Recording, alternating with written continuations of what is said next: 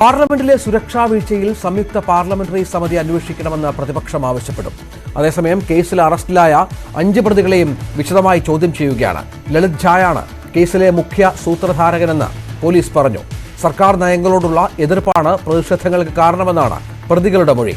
പ്രതികൾ ഫേസ്ബുക്കിലൂടെയാണ് പരിചയപ്പെട്ടതെന്ന വിവരം പുറത്തുവന്നു. പ്രതി മനോരഞ്ജൻ പ്രതാപ് സിംഗിന്റെ ഓഫീസിലെ സ്ഥിരം സന്ദർശകനാണ്. 4 വർഷമായി ഇവർ തമ്മിൽ ബന്ധമുണ്ടായിരുന്നതായും കണ്ടെത്തിയിട്ടുണ്ട്.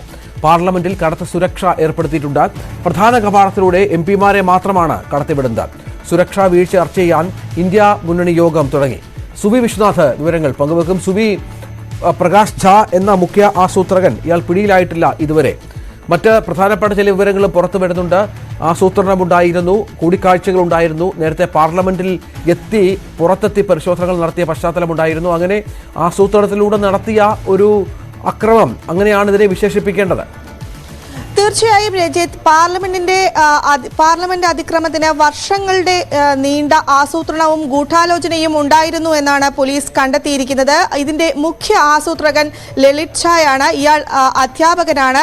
ഇയാൾക്ക് വേണ്ടിയുള്ള തിരച്ചിൽ തുടരുകയാണ്. ഇന്നലെ പാർലമെന്റിൽ അതിക്രമം നടക്കുമ്പോൾ ലളിത് ഝാ പുറത്തുണ്ടായിരുന്നു. ഇയാൾ ഇതിന്റെ തത്സമയ ദൃശ്യങ്ങൾ ഇൻസ്റ്റാഗ്രാമിലൂടെ പങ്കുവച്ചതായും പോലീസ് പറയുന്നുണ്ട്. ഏതായാലും ഇയാളുടെ ഫോട്ടോസ് ഇപ്പോൾ അന്വേഷണ സംഘം പുറത്തുവിട്ടിട്ടുണ്ട്. ഏതായാലും വലിയ തിരച്ചിലാണ് ലളിത് ഝായ്ക്ക് വേണ്ടി നടത്തിയിരിക്കുന്നത്. മുഖ്യ ആസൂത്രകൻ ലളിത് ഝായാണ് എന്നാണ് പറയുന്നത്.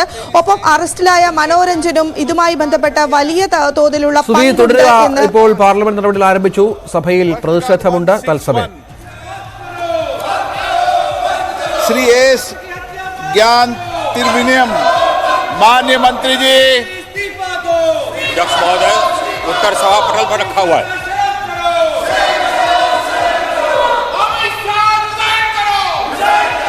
उत्तर सभा पटल पर रख दिया गया. श्री बालशौरी जी, बालशौरी. Yes, sir. Thank you, Speaker, sir. Sir, whole world is racing towards net zero emission and adopting green energy initiatives. Our Honorable Prime Minister made a statement at COP26 summit and set a target to make India is a net zero emission by 2070. We had a target of 500 gigawatt of renewable energy by 2030, but we are far from the target. Pollution levels across the cities in India are increasing and Delhi is the worst. We all know the fact. This is an important need of capacity additions of green energy to reduce pollution levels. Sir, my question is, apart from framing guidelines to the states for allotting of the unproductive land, has central government taken initiative to allot the barren land that belongs to central government? And for example, railways, defense and other PSUs have a huge land bank which can be utilized effectively. Parliament നടപടികൾ പുരോഗമിക്കുകയാണ്. ബഹളമുണ്ട് പ്രതിപക്ഷ നേതാക്കളുടെ അടക്കം. സുവി, തുടരാം. പാർലമെന്റിൽ പ്രതിപക്ഷ പ്രതിഷേധം തുടരുകയാണ്. ഇന്നലെ മുതൽ തന്നെ ഈ അതിക്രമം, സുരക്ഷാ വീഴ്ചയുണ്ടായപ്പോൾ മുതൽ തന്നെ വലിയ തോതിലുള്ള പ്രതിഷേധമാണ് പ്രതിപക്ഷ എംപിമാരുടെ ഭാഗത്തു നിന്ന് ഉണ്ടായിരിക്കുന്നത്. സംയുക്ത പാർലമെന്ററി സമിതി അന്വേഷണം നടത്തണം എന്നൊരു ആവശ്യമാണ് ഇപ്പോൾ ഇവർ മുന്നോട്ട് വെച്ചിരിക്കുന്നത്. ഇന്ത്യ മുന്നണിയുടെ യോഗത്തിലാണ് ഇതുമായി ബന്ധപ്പെട്ട ഒരു ധാരണയിൽ എത്തിയത്. അതിനുശേഷം ഇപ്പോൾ JPC അന്വേഷണം ആവശ്യപ്പെട്ടിരിക്കുകയാണ്. ഒപ്പം തന്നെ പ്രതാപ് സിംഗ്, മൈസൂരിൽ നിന്നുള്ള MP പ്രതാപ് സിംഹന്റെ ലോക്സഭയിൽ നിന്ന് പുറത്താക്കണം എന്നതുൾപ്പെടെയുള്ള ആവശ്യങ്ങളും പ്രതിപക്ഷം ഉന്നയിക്കുന്നുണ്ട്. ഈ ആവശ്യങ്ങൾ ഉന്നയിച്ചുകൊണ്ടാണ് ഇപ്പോൾ പ്രതിപക്ഷം പ്രതിഷേധം നടത്തിക്കൊണ്ടിരിക്കുന്നത്. രഞ്ജിത്ത്, ഒപ്പം ഈ മറ്റ് വിശദാംശങ്ങൾ നേരത്തെ സുവി പറഞ്ഞു വന്നത്, അതായത് പ്രകാശ് ഝാ എന്ന ആസൂത്രകനുണ്ട്. കൃത്യമായ ആസൂത്രണം നിരവധി വർഷങ്ങളായി ഇതുമായി ബന്ധപ്പെട്ട് നടക്കുന്നുണ്ട്. ഇവരുടെ ലക്ഷ്യം സർക്കാർ വിരുദ്ധത പൊതുജനങ്ങൾക്കിടയിൽ പ്രചരിപ്പിക്കുക എന്നുള്ളതായിരുന്നു. മറ്റു വിവരങ്ങൾ എന്തൊക്കെയാണ്? ഇതുമായി ബന്ധപ്പെട്ട മൊഴികൾ ഈ അറസ്റ്റിലായ പ്രതികളുടെ മൊഴികൾ 5 പേരുടെയും മൊഴികൾ പുറത്തു വന്നിട്ടുണ്ട്. സർക്കാരിനെതിരായ സർക്കാർ നയങ്ങളോടുള്ള എതിർപ്പാണ് ഇതിന് പ്രധാനപ്പെട്ട കാരണം. ഈ പ്രതിഷേധത്തിന്, അതായത് അതിക്രമത്തിന് പ്രധാന കാരണം എന്നാണ് പറയുന്നത്. ഇവർ കർഷക സമരം, അതുപോലെ വിലക്കയറ്റം, മണിപ്പൂർ കലാപം എന്നിവയിലെല്ലാം തന്നെ അസ്വസ്ഥത ഉളവാക്കിയിരുന്നവരാണ്. ഇതുമായി ബന്ധപ്പെട്ട് നിരവധി ചർച്ചകൾ ഇവർ സമൂഹ മാധ്യമങ്ങളിലൂടെ പങ്കുവച്ചിരുന്നു. സമൂഹ മാധ്യമങ്ങളുമായി ബന്ധപ്പെട്ട് മറ്റെന്തെങ്കിലും വിവരങ്ങൾ ഉണ്ടോ എന്നും പോലീസ് പരിശോധിക്കുന്നുണ്ട്. ഫേസ്ബുക്കിലൂടെയാണ് ഇവർ പരിചയപ്പെട്ടത് 4 വർഷങ്ങൾക്ക് മുമ്പ്. അതിനുശേഷം അടുത്ത ബന്ധമുണ്ടായി. രാഷ്ട്രീയ ചായ്വുകൾ ഉൾപ്പെടെ ഇവർ പരസ്പരം പങ്കുവെക്കുമായിരുന്നു. ഇതിന്റെ അടിസ്ഥാനത്തിൽ കൂടിയുള്ള അന്വേഷണമാണ് നടത്തുന്നത്. ഏതായാലും ഇതിനു മുൻപ് ഗുരുഗ്രാമിൽ വെച്ച്, വിശാൽ ശർമ്മയുടെ വീടായ ഗുരുഗ്രാമിൽ വെച്ച് ഈ 6 പേരും യോഗം ചേരുകയും മറ്റും ചെയ്തിരുന്നു. അതിലാണ് പ്രധാനമായും ഇതുമായി ബന്ധപ്പെട്ട ആസൂത്രണവും ഗൂഢാലോചനയും നടന്നിരിക്കുന്നതെന്നാണ് മനസ്സിലാക്കാൻ സാധിക്കുന്നത്. ഏതായാലും ഇപ്പോൾ 8 സുരക്ഷാ ജീവനക്കാരെ സസ്പെൻഡ് ചെയ്തിരിക്കുകയാണ്. പാർലമെന്റിലെ 8 സുരക്ഷാ ജീവനക്കാരെ സസ്പെൻഡ് ചെയ്തിരിക്കുകയാണ്. ജോലി കൃത്യനിർവഹണത്തിൽ വീഴ്ച തുടരുക.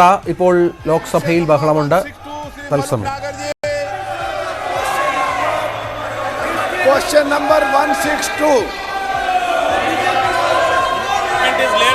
माननीय सदस्य, गलत परंपराएं मत डालिए। अध्यक्ष जी, पहले भी ऐसी घटनाएं हुई है, उन सब घटनाओं पर भी चर्चा करेंगे। भविष्य में घटना न हो, इसके लिए भी हम और आप बैठकर चर्चा करेंगे। यह हमारा क्षेत्राधिकार है। सबकी सुरक्षा की जिम्मेदारी लोकसभा अध्यक्ष के नाते मेरी है, इसलिए मैं आपसे बैठकर सब चर्चा करूंगा। हर कस्बे और हर शहर के एसटीपी प्लांट के द्वारा निकालने के बाद ही केवल पानी को गंगा जी में डाला जाता है? क्या ये आंकड़े और रिकॉर्ड उनके पास हैं? अध्यक्ष महोदय, कल की जो घटना घटित हुई है, सबने उसको कंडम किया है। बहुत ही दुर्भाग्यपूर्ण घटना है, इसमें कहीं दो मत नहीं है। और आपने तुरंत उसका संज्ञान लेते हुए इस मामले की पूरी जांच का जो है आदेश दे दिया है। मैं समझता हूं कि भविष्य में हम सारे सांसद, चाहे वो पक्ष के हों अथवा प्रतिपक्ष के हों, सभी को सावधानी बरतने की आवश्यकता है, ताकि जिनको भी हम पास देते हैं ऐसे व्यक्ति को पास न दिया जाए जो जाकर इस प्रकार की अराजक की स्थिति संसद भवन के अंदर पैदा कर दे। यह हम सभी को, केवल सत्ता पक्ष ही नहीं बल्कि दूसरे पक्ष के लोगों को भी यह सावधानी बरतने की जरूरत है। और आपने तुरंत संज्ञान लेकर इस मामले का, अध्यक्ष महोदय, आपने जांच का आदेश दिया है और अन्य भी जो प्रिकॉशन भविष्य में लिए जा सकते हैं वह लिए जाएंगे। और अध्यक्ष महोदय, आपकी जानकारी में मैं यह भी लाना चाहता हूं कि यह हमारा ये पुराना संसद भवन है, उसमें भी इस प्रकार से बराबर जैसे नारेबाजी की घटनाएं और पेपर फेंकना और तरह तरह की जंपिंग की घटनाएं पिछले जो हमारा पहले का पार्लियामेंट है उसमें भी पहले हो चुकी हैं। मैं समझता हूं कि सभी को मिलकर इस घटना को कंडेम करना चाहिए और जांच रिपोर्ट जो आपने दी है और साथ ही भविष्य में क्या क्या प्रिकॉशंस लिए जाने चाहिए इसका भी आपने निर्देश दिया है अध्यक्ष महोदय। तो मैं समझता हूं कि इस प्रकार से इस संसद के अंदर अराजक स्थिति पैदा करने का कोई औचित्य नहीं है। माननीय सदस्य, सब मैं इस बारे में, एक तो जो कल की घटना घटी है वो सुरक्षा से संबंधित, उसमें बदलाव की जरूरत है। और जो लोग इस समय भी राजनीति कर रहे हैं उनको मैं चाहता हूं वो देश के लिए काम करें। सब मैं मंत्री जी से पूछना चाहता हूं कि जो गंगा जी हरिद्वार से जहां से निकलती है और आखिर तक जाने में जो पॉल्यूशन से संबंधित हैं, क्या एसटीपी प्लांट के द्वारा ही निकला गया सफाई होने के बाद पानी गंगा में डलता है? क्या पूरे आंकड़े उनके पास हैं? मैं जानना चाहता हूं। माननीय अध्यक्ष महोदय, सम्मानीय सांसद महोदय ने जो प्रश्न किया है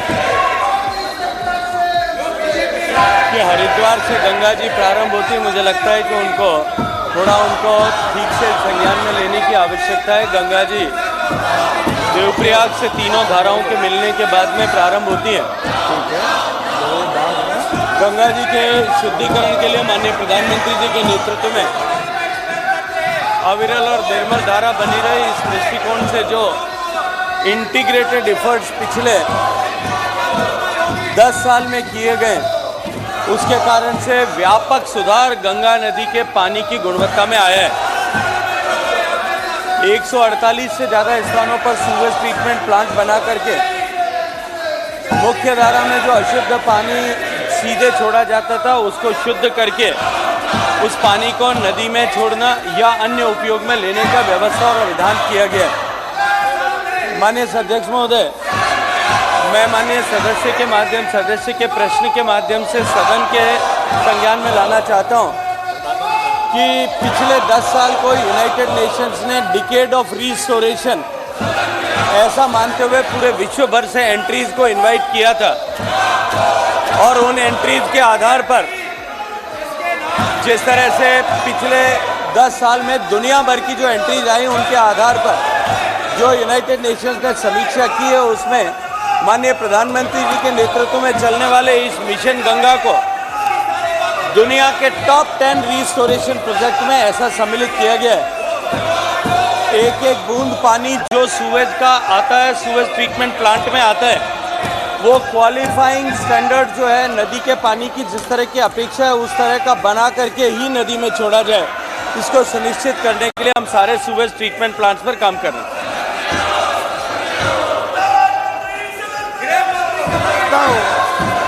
माननीय मंत्री जी से कहना चाहता हूं कि वो तो हमें पता है गंगा जी कहाँ से निकली है, लेकिन जो एसटीपी प्लांट आपने कौन से पहाड़ पे जाके लगवाया, जरा मंत्री जवाब दे दे मुझ पर आरोप लगाने से पहले।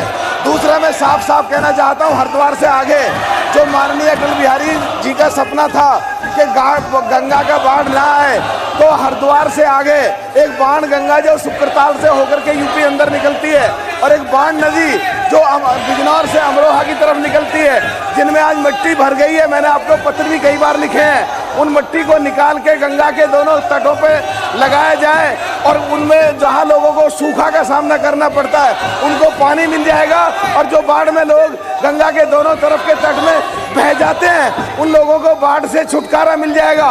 मंत्री जी, मैंने आपको चिट्ठियां लिखी, आपके जवाब भी आए हैं, कृपया करके इसमें विस्तार में बताने की मेहरबानी करें। कि माननीय अध्यक्ष महोदय, माननीय सदस्य का जो पूरक प्रश्न है वो प्रश्न मूल प्रश्न से संबद्ध नहीं है, और न ही प्रत्यक्ष रूप से उस विभाग से संबद्ध प्रश्न है। नदियों में से गाद निकालने का काम और तटों के तटबंधों को सुदृढ़ीकरण का काम प्रारंभिक तौर पर राज्य सरकार का विषय है, और उत्तर प्रदेश सरकार से अभी इस तरह का कोई भी प्रपोजल भारत सरकार में विचाराधीन नहीं है। श्री संजय सेठ।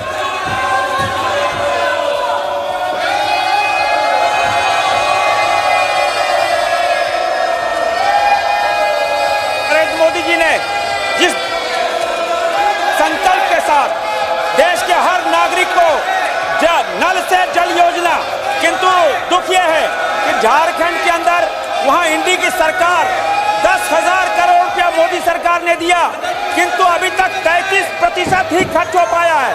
वहां ठेकेदार 100-100, 200 फीट करके बोरिंग करके चले जा रहे हैं, कोई जांच नहीं हो रही है। मोदी जी के संकल्प को फेल करने की योजना बना रही है। मेरा मंत्री से आग्रह है कि मॉनिटरिंग कोई कमेटी बनाकर उसकी पूरी जांच कराएं, और वहां पर जो ये घोटाला हो रहा है इसकी पूरी जांच कराने की कोई योजना है क्या?